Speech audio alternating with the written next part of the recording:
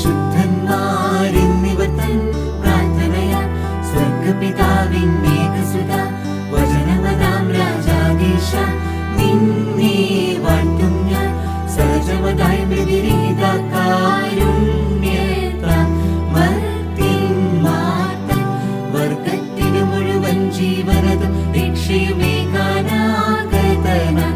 വിമലത ശുചി എന്നിവയുള്ള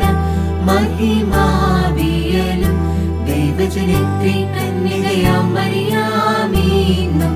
വേദമതന്നി മാനവനായി ക്രൂശിതനായ ഞങ്ങൾക്കുടയോനാം മശീഹ നിജമൃതിയാലിവത്തൻ മൃതിയെ മെതിച്ചു നിഹനിച്ചോനെ അപ്പരിപാവന തൃത്വൈക സ്വപിതാവോടു